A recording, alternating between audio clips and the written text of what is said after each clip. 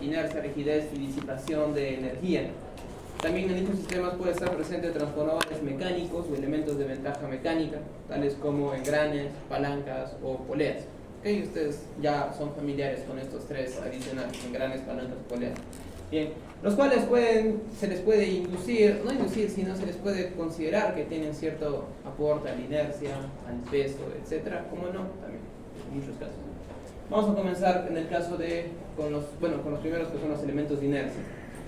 Los elementos de inercia pueden ser masas acumuladas para sistemas mecánicos de traslación o momentos de inercia para sistemas mecánicos de rotación.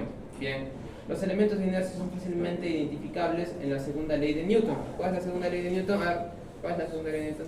Fuerza es igual a masa por la aceleración. Ahí está, ¿bien? Fuerza es igual a masa por la aceleración. Bien, entonces si nosotros nos enfocamos en la ecuación de Newton, de la segunda ley, tenemos que la fuerza es igual a masa por la aceleración. ¿Cuál es el elemento de inercia de esta ecuación? Pues en este caso la masa. Bien, esta ecuación se aplica a aquellos cuerpos que se están desplazando. Bien, porque si tú aplicas cierta fuerza a un objeto con tanta masa, entonces vas a obtener una aceleración resultante. Bien, y tiene sentido el hecho de que en todo caso la fuerza sea directamente proporcional a la aceleración. Obviamente, mientras más fuerza aplicas a un cuerpo para desplazarlo, se va a desplazar más rápidamente. Mientras que en todo caso, si llevamos este elemento acá al otro lado, ¿cierto?, de la ecuación fuerza sobre masa es igual a aceleración, tendríamos de que la masa, a mayor masa, la aceleración va a ser menor.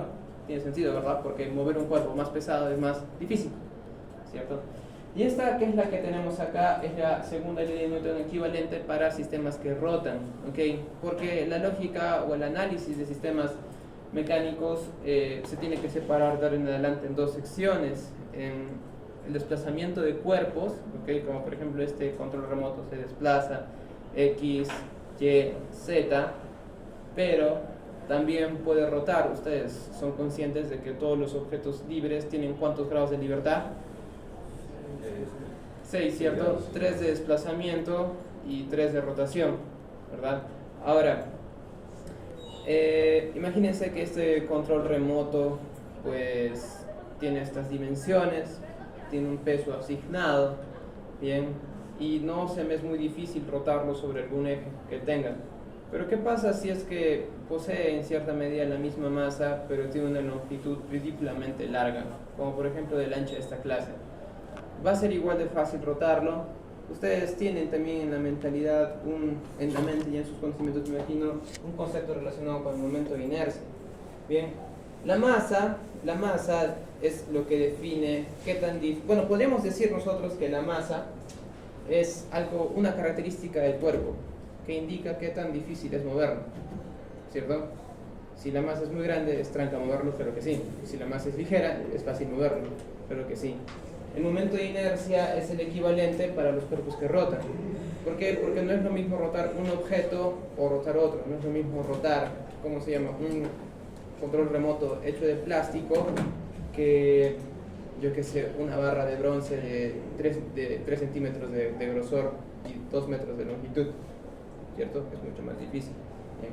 La diferencia entre uno y otro no solamente está en la masa, sino en cómo esta masa está distribuida, ¿sí? Cómo esa masa está distribuida. Y en función a cómo esta masa está distribuida, se obtiene el momento de inercia. Vamos a ver cómo se obtiene el momento de inercia para cuerpos específicos. Bien. Ustedes usan fuerza para empujar cosas. ¿Qué usan para poder rotar objetos? Torque, ¿cierto? Torque. Y eso que tenemos acá, bueno, es aceleración angular, ¿ok? Entonces, de ahora vamos a conocer nosotros a la aceleración angular con el símbolo de alfa. La aceleración angular es la segunda derivada de la posición angular, ¿cierto? La posición angular la van a conocer como teta, ángulo teta, y la velocidad angular la van a conocer como omega. Entonces, en muchos textos, esta ecuación no la ponen con alfa, sino la ponen con omega puntito. Omega puntito es la aceleración angular, sí, ¿no? Porque les he dicho que omega es la velocidad. Acá tenemos dos ejemplos, ¿no?, de fuerza aplicada para poder, fuerza o torque aplicados, ¿verdad?, para poder desplazar cuerpos que no son precisamente ligeros, ¿cierto? En este caso se requiere mucha fuerza para poder desplazar un objeto tan pesado como un camión de bomberos, ¿cierto? Y en el segundo también se requiere, además de la técnica obviamente olímpica, se requiere también fuerza necesaria para poder hacer girar uno de sus discos. ¿Alguien alguna vez ha levantado esos discos? Pesan mucho. En el colegio nos hicieron levantar alguna vez, ¿no? Pesan bastante, no pesan poco.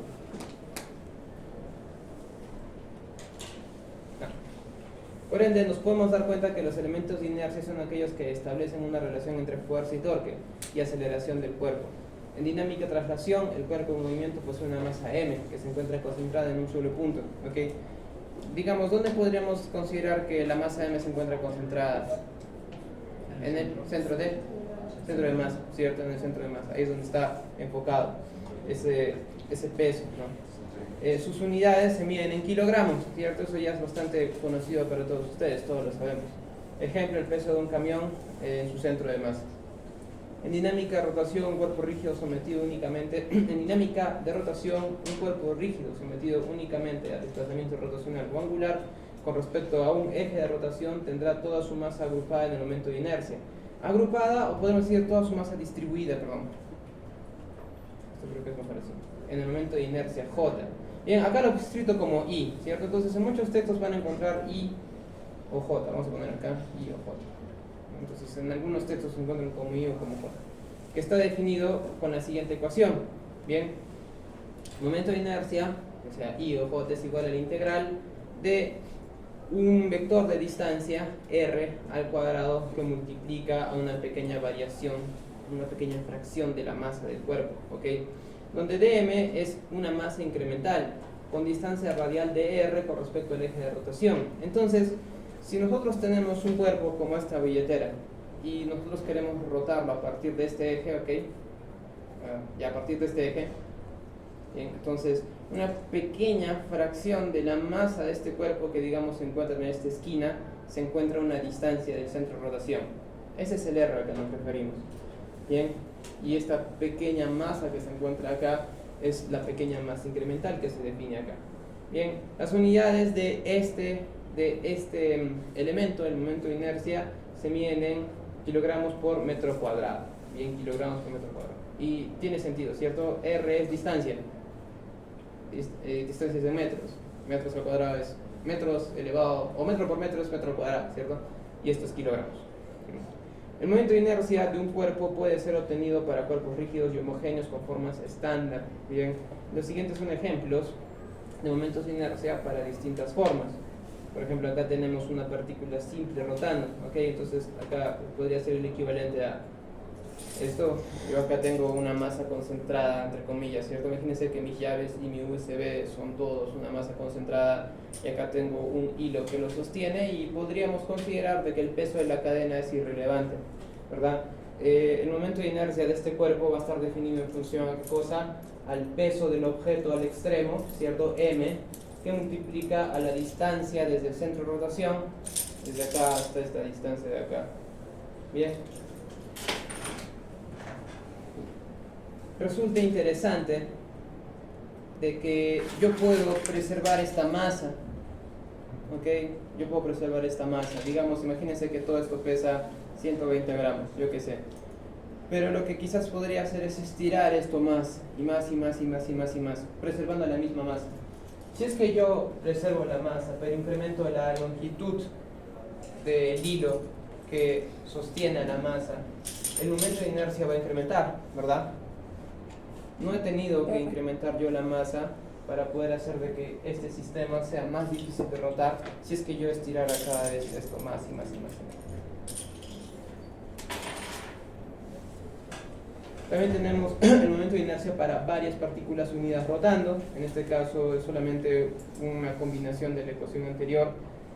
Si ustedes tienen varias partículas rotando, ¿okay? Donde el peso de los hilos que se encuentran entre cada una de ellas es irrelevante, entonces el momento de inercia sería igual a ¿qué cosa? A la sumatoria de los momentos de inercia individuales de todas estas masas, como ustedes lo pueden ver acá. Acá podríamos tener n masas, ¿okay? N masas.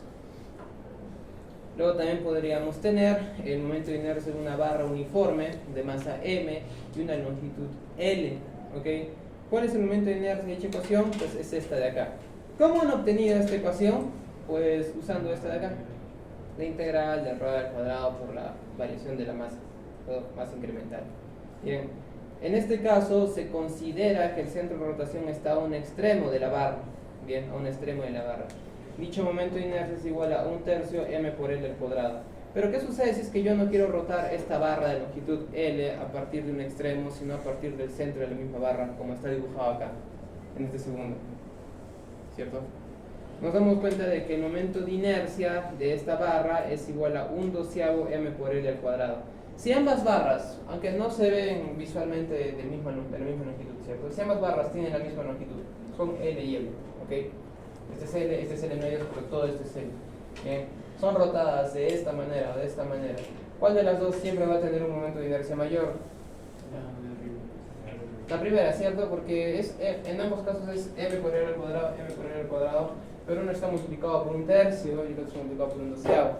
Rotar un sistema rotar una barra a partir de uno de sus extremos siempre va a ser más difícil que rotarla a partir de su centro de masa. Podríamos considerar en este caso de que el centro ubicado está en el centro de masa. Es más, esta ecuación está enfocada a eso.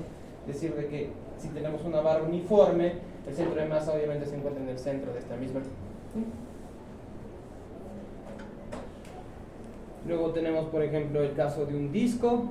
Un caso de un disco que rota. Bien, acá tenemos su ecuación, m por L al cuadrado, siendo r el radio del disco, y una esfera, ¿ok? Y una esfera de masa m y radio r. Acá tenemos su ecuación también definida, 2/5 m por r al cuadrado.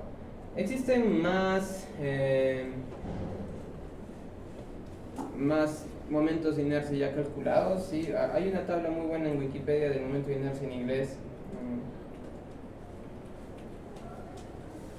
que está bien completa acá.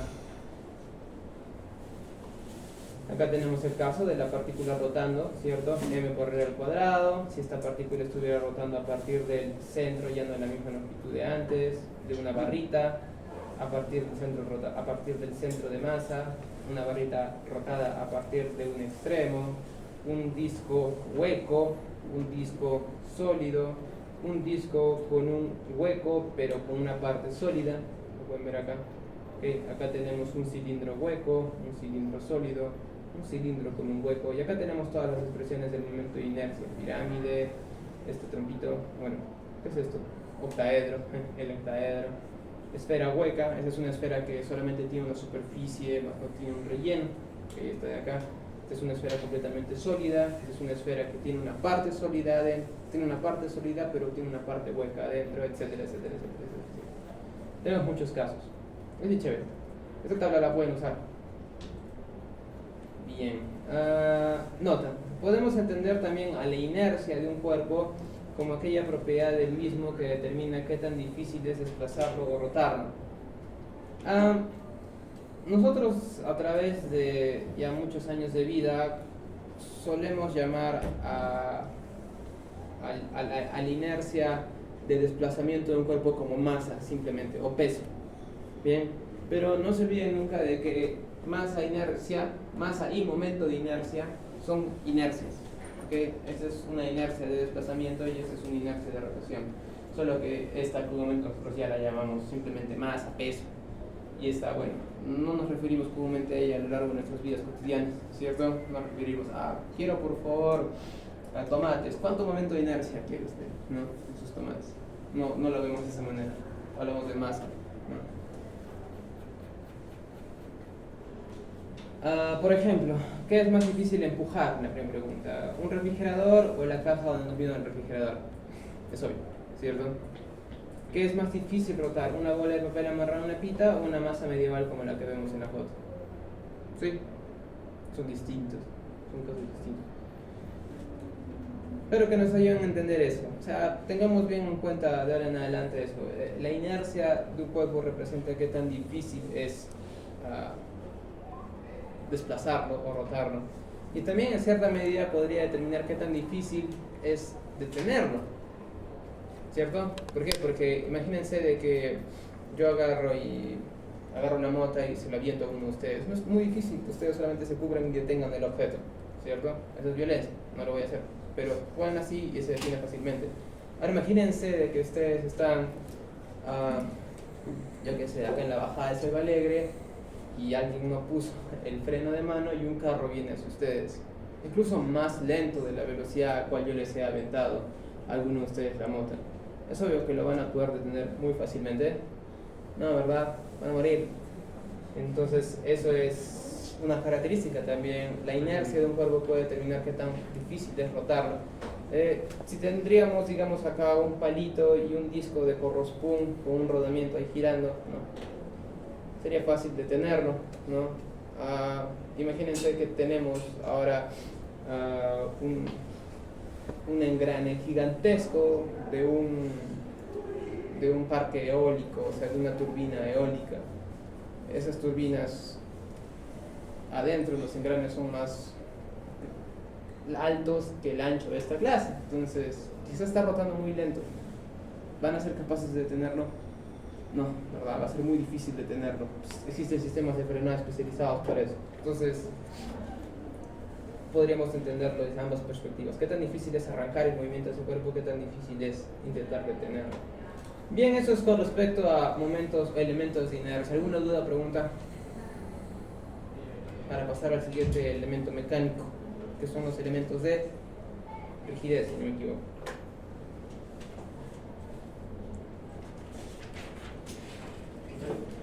La inercia solo sirve para cuando rota sobre un eje, ¿no? O también cuando se desplaza. No me quedo claro. ¿Puede haber cuerpos que rotan y se desplazan al mismo tiempo? La rueda de un carro rota y desplaza al mismo tiempo. Entonces es algo que vamos a considerar también. Porque existen cuerpos que no solamente se desplazan o no solamente rotan, sino que también rotan sobre sus propios ejes y se desplazan. Ahora, el eje no siempre tiene que estar en el centro de masa, el eje de rotación puede estar en cualquier parte, y eso también modifica las características que normalmente tener de un cuerpo. Como lo vieron en la ecuación de una barra, ¿cierto? ¿Qué pasa si lo hacemos rotar con respecto a que el eje de rotación esté en un extremo o que esté en el centro del mismo cuerpo? Es distinto. ¿Sí? Entonces, sí, son cosas que vamos a considerar. Un ejemplo más claro es una rueda de un carro. La rueda se desplaza y rota. Tiene dos momentos, tiene dos inercias. Una inercia correspondiente a su desplazamiento lineal y el otro con respecto a su desplazamiento angular. Elementos de rigidez. Cuando un elemento mecánico almacena energía debido a una deformación o cambio de esta forma, este puede ser modelado como un elemento de rigidez. ¿Alguien tiene de casualidad una regla de plástico o de metal? ¿Tú tienes? A ver, ¿a quién gana? ¿Leonel o Goya? Ya, chévere. ¿Tienes de metal tú, Leonel, o algo? ¿O tenés de plástico? No tenía otro. No, no te preocupes. Listo, ya estamos. Entonces, ¿a qué se refiere esto? Cuando un elemento mecánico almacena energía debido a una deformación o cambio de forma, este puede ser modelado como un elemento de rigidez. Para modelar la rigidez es necesario que exista una relación entre la cantidad de deformación del elemento y la fuerza aplicada a este elemento para deformarlo. La relación fuerza-deformación más simple que hay o que tenemos o la que conocemos ya es la ley de Hooke, esa que está ahí, ¿cierto? Es una que ustedes ya la han visto en el colegio cuando veían resortes, ¿no? Que relaciona, ¿qué es la relación? Es la relación entre la fuerza aplicada a un resorte, ¿qué? La relación fuerza-deformación más simple, ¿qué es la relación entre la fuerza aplicada a un resorte? No.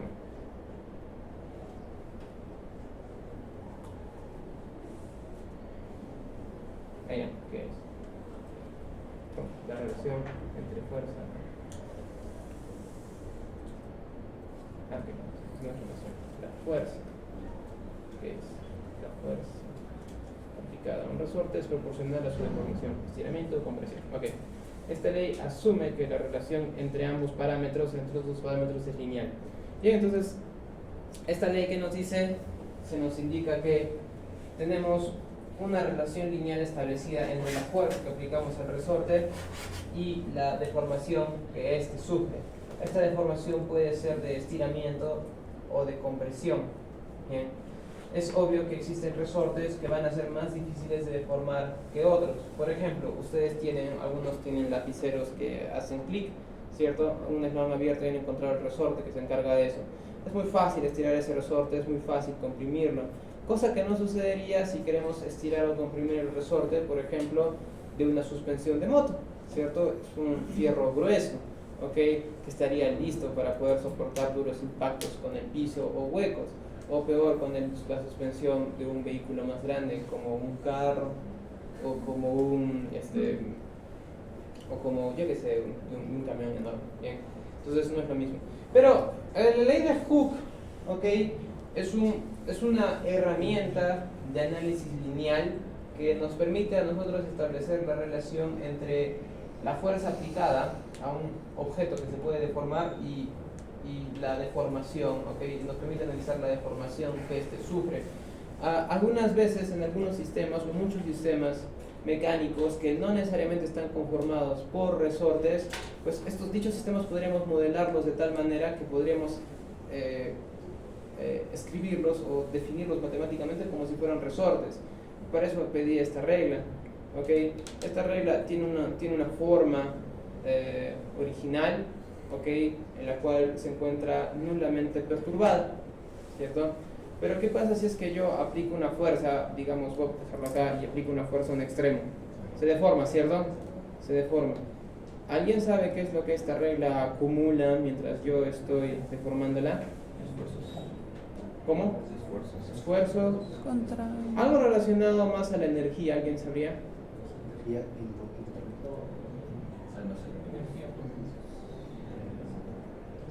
Elástico, momento elástico. Lo van a ver más adelante, es energía potencial. Potencial. La energía potencial es, como su nombre lo indica, es energía en potencia. No es energía que se está manifestando en este momento, es energía que se almacena. ¿Okay? La energía potencial es energía que se almacena. ¿Y por qué yo sé que se almacena? Porque yo sé que ahorita el objeto está siendo deformado y para que exista energía potencial tiene que haber una fuerza externa aplicándose a esta, ¿cierto? Yo con mi dedo. Pero cuando libere mi dedo, dicha energía potencial se transforma, principalmente en energía cinética, ¿cierto? Porque no pueden ver, ¿cierto? El desplazamiento. Ahora, es cierto que si digamos nosotros tomáramos el extremo de esta regla como la posición x igual a 0, ¿bien?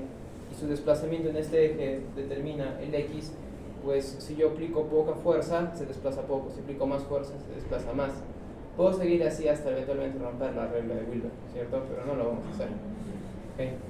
¿Por qué? Porque hay algo importante que incluso me he puesto un recordatorio ahí abajo, el hecho de hablar de que, ok, esto establece una relación lineal entre la fuerza aplicada y la deformación, pero esto se extiende hasta el infinito. O sea, puedo aplicar 1.000.000 de newtons a esta regla y se va a deformar 1.000.000 de metros. No, ¿verdad? No. Antes se va a quebrar. Entonces existe una región de análisis lineal. Ahorita vamos a hablar de eso. Bien, eso es basado en donde cada constante del resorte está en unidades, en newton por metro. Ver el ejemplo de un resorte con un final fijado y el otro libre, ¿cierto? Entonces acá tenemos este ejemplo en el cual hay un resorte fijado a la pared. Acá tenemos un final libre. Si nosotros aplicamos tantos newtons de fuerza, esto se desplaza tantos metros de fuerza. En función a quién, acá. Entonces, si graficáramos, si tuviéramos una gráfica de fuerza, deformación, fuerza en X, deformación en Y, pues tendríamos una recta, ¿cierto? Y la pendiente de dicha recta estaría en función de K, ¿cierto? Estaría en función de K. Por convención, la dirección positiva de desplazamiento es hacia la derecha. ¿Okay? Ustedes viendo sus cuadernos, en este caso la pizarra, vamos a definir siempre que la dirección positiva de desplazamiento es hacia la derecha, en la mayoría de los casos, ¿bien? Mientras que la dirección negativa de desplazamiento es hacia la izquierda. En el caso del ejemplo de la figura, ¿okay? En el caso del ejemplo de la figura, esta de acá, la fuerza se apunta a la derecha generando una deformación positiva. Entonces, en el caso de un resorte, deformación positiva es elongación, ¿okay? Estirarlo para este caso. Mientras que desplazamiento negativo, bueno, sería que lo estamos comprimiendo, ¿okay? Lo estamos apachurrando. Bueno. Si ambos terminales del resorte están libres, vamos a partir de acá, si ambos terminales del resorte están libres, entonces la fuerza generada en el mismo estará en función al desplazamiento relativo, ya no solamente en función al desplazamiento de uno de sus ejes, sino al desplazamiento relativo. Por ejemplo, ¿qué pasa si aplicamos la fuerza F2? Si la fuerza aplicada F2 genera una deformación de elongación de 5 centímetros, ¿ok? Entonces, fíjense, acá tenemos a F2 y acá tenemos a F1. Bien. ¿Qué pasa si la fuerza F2 genera una deformación de elongación de 5 centímetros? Pero la fuerza aplicada de F1, o sea, es una fuerza de empuje, ¿cierto? En esta dirección, genera una deformación de 4, de compresión, ¿cierto? En total, ¿cuánto sería la deformación total de este resorte? Un solo centímetro, ¿cierto? Porque por acá se estira 5, por acá lo doblemes 4, pues solamente termina formado 1, ¿no? Entonces, ¿dónde me quedé? Ok. La deformación total sería de tan solo 1 centímetro, con lo cual la fuerza presente en el resorte solo estaría en función de esta deformación, la que vamos a conocer de adelante como la deformación relativa. Ahora, si ambos finales del resorte se desplazan debido a la deformación la misma cantidad de centímetros, entonces podríamos decir que no existe fuerza presente en el resorte, ya que no se está deformando. Imagínense que yo tengo acá al medio un resorte, yo le estiro 3 centímetros hacia la izquierda y le empujo 3 centímetros hacia la izquierda también, mi izquierda. ¿Okay? No se deformaría nada, ¿cierto? No habría fuerza acumulada, no habría energía potencial acumulada en dicho resorte. Bien, es por eso que en todo caso la ecuación más completa de la ley de Hooke, considerando ambos extremos del resorte, es la siguiente, donde la fuerza del resorte es igual a la constante de resorte del resorte por la diferencia de distancia entre ambos terminales. ¿Okay? Resulta de que en la mayoría de casos que vimos en todo caso en el colegio, pues este deja de estar fijo, se desplaza 0 metros, ¿cierto? Entonces si este es x2 y este es x1, entonces x1 siempre terminaría siendo igual a 0, ¿cierto? Siempre terminaría igual a 0. Entonces lo cual nos dejaría con f por k por un x simplemente. En dinámica rotacional también existe la rigidez y la capacidad de deformación debido a un torque aplicado, ¿okay? Incluso tiene un equivalente en la ley de Hooke, ¿okay? ¿Cómo se dice? De que esta constante de resorte pues ya no corresponde a la constante de deformación de traslación, sino a una constante de deformación rotacional. Y es aquella que establece la relación entre cuánto se ha desplazado angularmente o cuánto se ha deformado angularmente el objeto y el torque que hemos aplicado para deformarlo. Entonces se dan cuenta que es muy parecida a la otra, ¿cierto?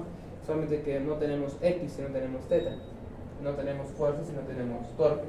Y esta constante es una constante de deformación angular. Bien. Podríamos ejemplificar esto mediante el uso de una regla de plástico. ¿Okay? Ahí tenemos el ejemplo. O bueno, acá también lo podríamos ver. Ven que acá tengo una regla totalmente fija desde un extremo con todos estos libros. Bien. Y por este lado el extremo está libre. ¿Cierto? El extremo está libre. Ya no estoy aplicando yo una deformación como la que les he mostrado ahora, donde la punta de la regla se deforma X centímetros, ¿cierto? Sino que ahora la deformación es en el perfil de la regla, de esta manera, ¿cierto? Entonces, si ustedes comparan esto con esto y consideran como coordenadas en todo caso estos extremos de la regla, pues podríamos decir que este extremo de la regla, después de haberlo deformado, ha girado una cierta cantidad de grados, ¿cierto? Lo pueden ver ahí.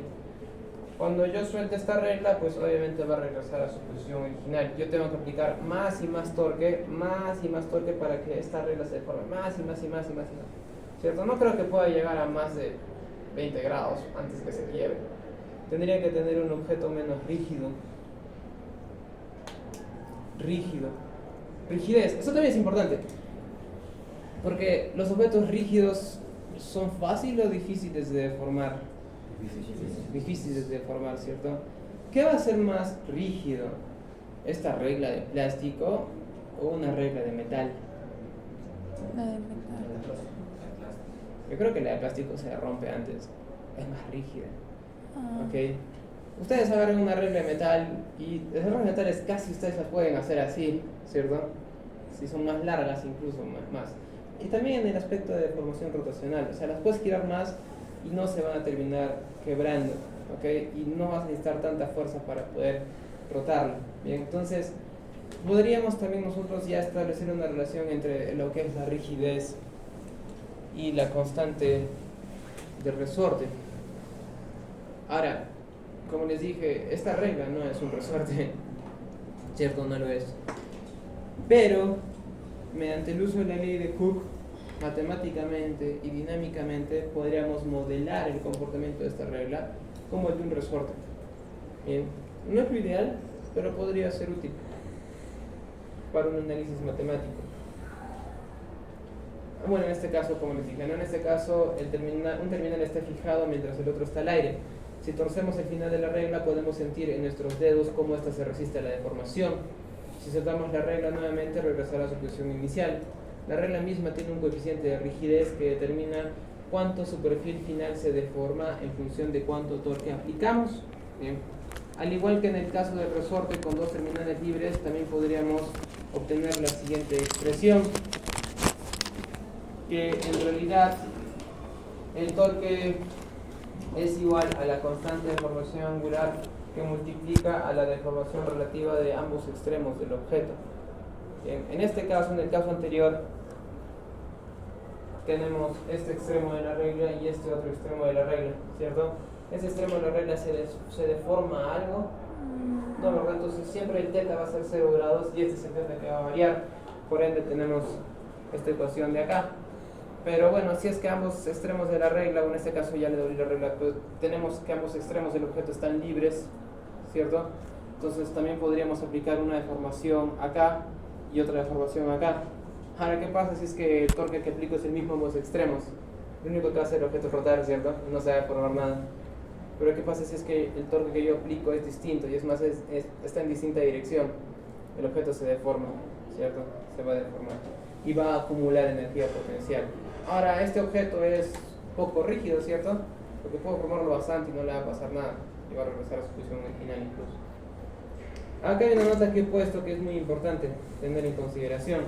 Nota con respecto a la linealidad de un resorte. Y es de que la ley de Hooke es una ley que nosotros aprendemos que nos ayuda a establecer una relación lineal entre la fuerza o torque aplicado a un objeto que queremos deformar y la deformación lineal o angular que éste sufre a partir de esta fuerza o torque. Es lineal, pero hace un rato les dije, ¿no? ¿Qué pasa si a la regla de Wilber le aplico 1.000.000 de newtons? Se va a deformar, si el K de esa regla fuera 1, se va a deformar 1.000.000 de metros. No, ¿verdad? No. Entonces, esta región lineal es eso, es solamente una región. No se extiende a lo largo de todo el eje de fuerza y deformación. No. ¿Okay? Antes de que ustedes puedan llegar a cierto límite máximo de deformación, esa regla se va a deformar. En este caso he puesto una gráfica de saturación como el ejemplo menos catastrófico de lo que podría suceder. Por así decirlo, si esto fuera la relación lineal entre la fuerza y el desplazamiento que aplicamos a la regla que me han prestado, entonces estaríamos diciendo de que a partir de cierto punto, a pesar de que yo aplique más fuerza, este objeto no se va a deformar más. ¿Se dan cuenta? Se mantiene recto, ¿ok? Pero eso es un ejemplo benigno, ¿verdad? Porque lo que va a suceder antes de que yo siga aplicando más fuerza es de que incluso se quiebre y ya no hay objeto al cual deformar. Bien, igualito en la otra dirección. Entonces, esto que está acá es ya una relación no lineal. Las relaciones lineales son líneas, son rectas.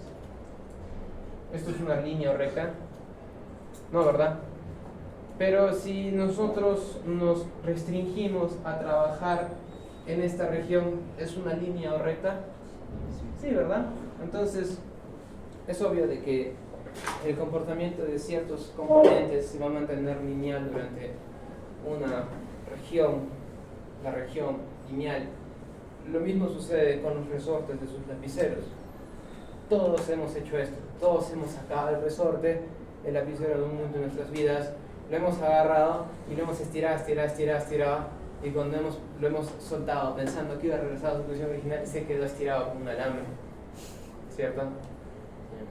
Entonces, ahí nos demuestra, ¿cierto?, de que dicho resorte pues no va a funcionar para todo el rango de fuerza que nosotros apliquemos. Antes de eso va a pasar algo catastrófico con el objeto, ¿ok? Si es que no se rompe el resorte, pues queda completamente deformado e inútil, ¿sí? Ya no tiene vuelta atrás. Entonces tengan eso siempre en consideración. Porque nosotros hemos modelado hasta este punto sistemas eléctricos, ¿bien? Y hemos establecido relaciones matemáticas con dichos componentes eléctricos que nosotros asumimos como lineales, pero en realidad son lineales hasta cierto punto. La ley de Ohm es una relación lineal entre tres parámetros: voltaje, corriente y resistencia, ¿cierto? siendo el componente, comúnmente el componente más constante, la resistencia, ¿cierto? Si ustedes tienen una resistencia de 1/4 de vatio, de 220 ohmios, y por él atraviesan tanto voltaje, pues van a obtener tanta corriente. Pero, ¿qué es lo que sucede si es que ustedes siguen metiendo más y más y más voltaje a dicha resistencia? Va a llegar un punto en el cual va a comenzar a oler raro y va a comenzar a salir humo. Y esa resistencia ya no te va a generar, si tú miras la corriente que fluye a través de esa corriente, ya no va a comenzar a crecer, se va a saturar y eventualmente ya no va a correr nada de corriente porque la resistencia va a explotar. Entonces la ley de Ohm es una relación que establece, es una ecuación que establece la relación lineal entre el voltaje y la corriente en función de una resistencia, pero también es lineal hasta cierto punto, ¿verdad? A partir de cierto punto ya no sabemos qué es lo que va a pasar. Bueno, sí sabemos, va a explotar. La resistencia no va a aguantar y va a explotar, ¿cierto? Entonces eso es interesante. Nosotros la damos por hecha, pero la debemos dar por hecha hasta cierta región. ¿Cuál es la solución que podríamos dar para que estas resistencias o esta resistencia no se queme o tenga su región lineal funcione durante más rango? Pues con una resistencia de más vatiaje, ¿cierto? Con 1/4 de vatio explotó, pues pon una en medio, 1 vatio, y luego los adoquines blancos, ¿no? Pero bueno, los adoquines blancos precisamente tienen resistencias muy bajas. No puede, creo que es un poco extraño conseguir un adoquín de 1 kilómetro, no es muy común. Las encuentras comúnmente de 8 ohmios, 2 ohmios. Bien, ¿ha quedado claro esto, chicos? Bien, ha quedado esto claro. Vamos a toparnos más de una vez con esta cosa de que el modelo matemático o el modelo de sistemas dinámicos, mecánicos o eléctricos es en realidad una simplificación de la vida real, ¿okay? La vida real es más compleja y la vida real es muy no lineal, y lo que hacemos nosotros al modelar algún sistema es realmente simplificarlo para poder entenderlo matemáticamente, pero jamás el modelo matemático va a poder ser capaz de reflejar todo el comportamiento y naturaleza de un sistema real. ¿Sí? Ok, última parte de hoy, ya con esto nos fuimos. Elementos de fricción. Okay. Cuando un elemento mecánico disipa energía debido a su movimiento, esto puede ser modelado como un elemento de fricción. En estos casos es fundamental establecer la relación entre la velocidad y la fuerza resistiva para poder modelar dicha fricción. Tal y como se vio con los elementos de rigidez, en el caso de los elementos de fricción, esta puede ser modelada mediante el uso de un amortiguador. Bien, cuando en un modelo matemático de un sistema mecánico ustedes ven un amortiguador, no significa que haya un amortiguador físicamente ahí, sino de que se asume de que en dicho sistema mecánico hay fricción viscosa. Vamos a ver distintos tipos de fricción. Con la primera que vamos a comenzar es la fricción viscosa. Y si es que existe fricción viscosa, entonces en el modelo matemático se dibuja un amortiguador. No es porque exista, sino porque vamos a modelarlo de esa manera. Bien, y bueno, ustedes creo que ya son familiares con cómo se ve un amortiguador, ¿no? El amortiguador tiene un pistón con barra, tiene un líquido viscoso, bien, que está metido dentro de un cilindro. Este es el dibujo más o menos de un amortiguador y esta es su representación en sistemas mecánicos, su símbolo, así como el símbolo del resorte es como una resistencia, ¿cierto? Como vimos antes, este es el símbolo del amortiguador. El amortiguador ha de tener un coeficiente de fricción viscosa que lo vamos a poder, comúnmente lo vemos con la letra D o la letra B, ¿okay? El amortiguador de traslación es un cilindro lleno de líquido viscoso que encapsula un pistón con una barra. El amortiguador dibujado corresponde a uno de traslación, cuyo desplazamiento está restringido a un solo grado de libertad, en este caso el eje X, ¿cierto? En este caso el eje X. Ambos finales del componente pueden desplazarse. Si se dan cuenta, acá tengo el final que correspondería al cilindro y acá tenemos el final que corresponde al pistón. Ambas deformaciones generan una fuerza que es proporcional a la velocidad con la que estos dos finales se desplazan, obteniendo como resultado una fuerza de fricción viscosa, cuyo valor está definido en la siguiente ecuación. Bien, la fuerza que puede generar un amortiguador es igual a ¿qué cosa? A D, que es el coeficiente de fricción viscosa, y la diferencia de velocidad de ambos extremos del componente, x2 y x1 puntito. Entonces, en el caso anterior, la ley de Hooke era aquella ley que establecía la relación entre fuerza y desplazamiento. En este caso, esta ecuación nos permite a nosotros conocer la relación lineal entre fuerza y velocidad. ¿Sí? Velocidad relativa. ¿Por qué? Porque ya no es solamente f de es igual a d por x puntito, sino x2 menos x1 puntito. Donde d representa el coeficiente de fricción vistosa del amortiguador modelado. Muchas veces en vez de ser d es b, ¿okay? Así que no se confundan si es que por ahí les cambio la letra. Sigue siendo coeficiente de fricción viscosa. Para sistemas rotacionales también es posible modelar la fricción mediante el uso de un amortiguador rotacional. A diferencia del anterior, este genera un torque proporcional a la velocidad de rotación de sus terminales, tal y como puede verse en la siguiente figura. ¿Okay? Entonces, dibujar un amortiguador rotacional pues no es diferente a dibujar un amortiguador como el caso anterior, pero en este caso lo que sí podríamos hacer es indicar que ambos extremos no se estiran, sino ambos extremos se deforman. ¿Okay? Ahora se deforman a una velocidad definida como θ1 y θ2 puntito. Bien, entonces en este caso, se indica ahí, ¿cierto? Como se indica ahí, el torque del amortiguador es igual a ¿qué cosa? A coeficiente de fricción de amortiguamiento rotacional, D, en este caso, por la diferencia de velocidad angular entre ambos terminales, θ2 puntito y θ1 puntito. La fricción de un sistema dinámico también puede envolver relaciones no lineales entre la fuerza y la velocidad, tales como el caso de la fricción de Coulomb y la fricción estática. El caso de la fricción de Coulomb, por ejemplo, genera una fuerza constante contraria a la velocidad de desplazamiento siempre que la velocidad sea distinta a cero. La fricción de Coulomb es la que hemos aprendido en el colegio. ¿Se acuerdan? Teníamos... Ahora, este objeto tiene cierta masa, ¿cierto? Si tiene cierta masa, entonces la normal es igual a masa por la gravedad, ¿cierto? La normal apunta hacia arriba. Ok, entonces si el profesor en el colegio les decía, ok, el piso tiene un coeficiente de fricción mu igual a tanto. ¿Cuánto es la fricción? Mu por normal, ¿cierto? Mu por normal, y ahí la tienen. Ahora, es obvio de que si ahora consideramos dirección de desplazamiento, digamos, mi desplazamiento positivo es hacia allá, hacia ustedes. Yo aplico tal fuerza en esta dirección, ¿cierto? ¿Hacia dónde apunta la fricción? ¿En qué dirección apunta? Contra mí, ¿cierto? Contra mí, siempre apunta contra mí. ¿Qué pasa si es que yo quiero jalarlo hacia mí, hacia dónde apunta la fricción? Hacia ustedes, ¿cierto? Entonces, ahora, la ecuación que tenemos acá de la fricción de Coulomb ya no es una ecuación lineal. Esta es una ecuación lineal, ¿cierto? Esta acá es una ecuación lineal. D va a permitirnos conocer la pendiente de la relación entre la deformación relativa y el torque que genera el componente o que se aplica en el componente. Bien. Pero en este caso tenemos que la fuerza es igual a ¿qué cosa? A una constante por una constante. Y es más, acá hay algo que me olvidé indicar. No, se podrá escribir acá.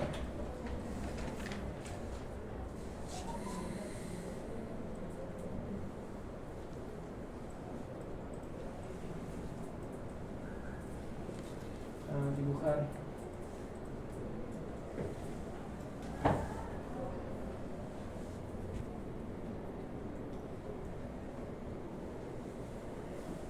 Ahí está.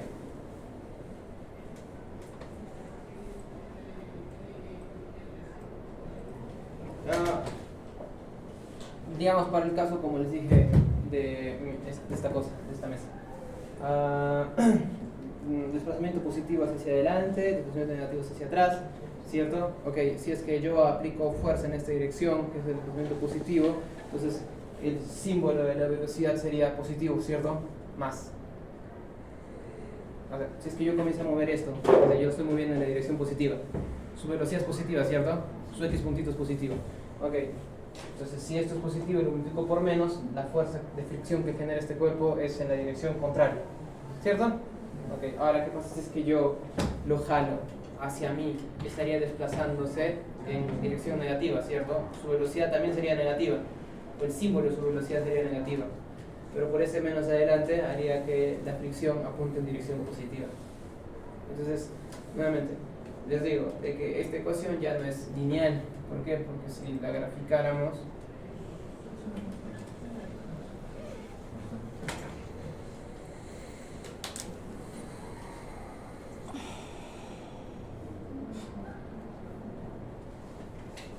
se vería así. Donde acá tendríamos mu por n y acá tendríamos menos mu por n. Y ahora vamos a ver esto nuevamente en el laboratorio. Bien. Bueno, ahí arriba tendríamos mu por n y abajo menos mu por n. Eso es una recta. Es una línea. Es una pendiente infinita, ¿no? Lo cual ya lo hace no lineal. ¿Okay? Un cambio brusco, ¿okay? Como sucede en el origen, ya no es una línea con una pendiente real, es una línea con una pendiente infinita. Entonces esto ya no es un sistema lineal. Bien, entonces la única fricción lineal con la que vamos a trabajar a lo largo del curso es la fricción viscosa. ¿Okay? Esa que tenemos acá. Pero la fricción de Coulomb es no lineal. ¿Vamos a trabajar con ella? Sí, pero en el laboratorio. Existe otra fricción más, la estática. Es la fricción presente en aquellos cuerpos que tienen velocidad cero, como por ejemplo este de acá. Ustedes saben de que es más fácil mantener este cuerpo en movimiento que arrancarlo, el movimiento. Entonces, en una primera instancia, la fuerza que yo tengo que aplicar para desplazar este cuerpo es mayor a la fuerza que tendría que aplicar para seguir desplazándolo. ¿Sí? Esto debido a la presencia de la fricción estática. ¿Okay? Que solamente existe cuando x puntito es igual a 0.